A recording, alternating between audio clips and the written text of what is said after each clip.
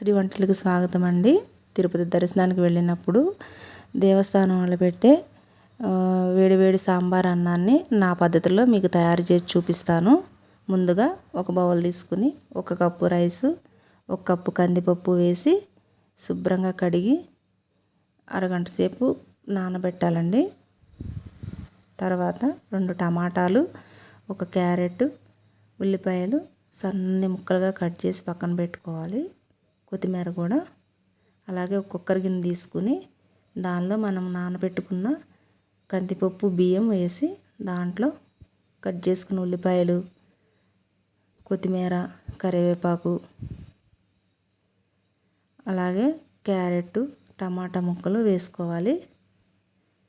2 tea స్పూన్లు ఉప్పు, అలాగే 1/2 టీ స్పూన్ పసుపు, అలాగే 2 టీ స్పూన్ సాంబార్ పొడి వేసుకుని మనం 2 కప్పులు వేసుకున్నాం కదా రైస్ కానీ కందిపప్పు కానీ, దానికి 8 కప్పులు వాటర్ వేసుకోవాలి. 8 కప్పులు వాటర్ కరెక్ట్గా సరిపోతుందండి. అలాగే మూత పెట్టుకుని స్టవ్ వెలిగించుకుని మీడియం ఫ్లేమ్లో ఒక 7-8 విజిల్స్ రానిద్దాము. హై ఫ్లేమ్లో వద్దు, మీడియం ఫ్లేమ్లో.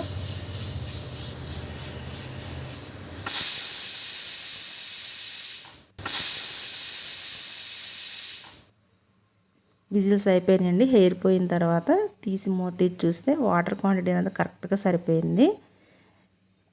దీనిలో మీరు ఒక చిన్న నిమ్మకాయ సైజ్ అంతా చింతపండు గుజ్జు వేసుకోండి. నా దగ్గర మామిడికాయ పడి ఉంది, నేను 2 టీ స్పూన్లు వేస్తున్నాను.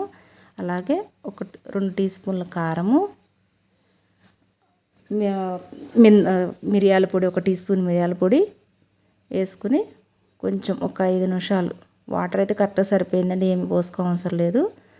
ఒక 5 నిమిషాలు సిమ్లో పెట్టుకుని మగ్గనిద్దాము. పక్కన స్టవ్ మీద ఇది మార్చుకుని, అలాగే ఈ స్టవ్ మీద ఒక చిన్న కళాయి పెట్టుకుని దాంట్లో హాఫ్ గరిటె నూనె వేసి దాంట్లో 2 వెల్లుల్లి రెబ్బలు వేసుకోవాలండి.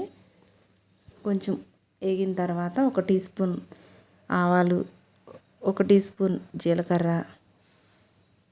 2 ఎండుమిరపకాయలు వేసుకున్న తర్వాత సాంబార్ ఇంగువ కొంచెం వేసుకోవాలి. కొంచెం కరివేపాకు రెబ్బలు కూడా వేసుకుని తాలింపు వేగిన తర్వాత అన్నం స్టవ్ మీదకి మార్చుకుని కొంచెం ఉడికింది చూసుకోవాలండి. ఒక 5 నిమిషాలు మగ్గింది కదా, చక్కగా ఉంది, మంచిగా ఉడికింది. వేడివేడిగా మంచి స్మెల్ కూడా వస్తుందండి. దీంట్లో ఇప్పుడు మనం తాలింపు వేసుకున్నాం కండి, అది పోసి తిప్పేసుకుందాము. కలియ పెట్టుకుని ఒక 2 నిమిషాలు సిమ్లో అలా ఉడకనిస్తే ఇది రెడీ అయిపోతుందండి. వేడివేడిగా రెడీ అయిపోయింది. ఒక 2 నిమిషాలు చాలు, తయారైపోయింది. దీన్ని ఇప్పుడు మన సర్వింగ్ బౌల్లో సర్వ్ చేసుకుందాము.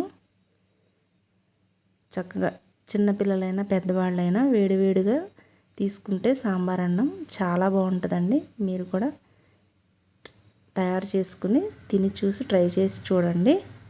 మీకు నచ్చితే షేర్ చేయండి, లైక్ చేయండి, ప్లీజ్ సబ్స్క్రైబ్ చేయండి.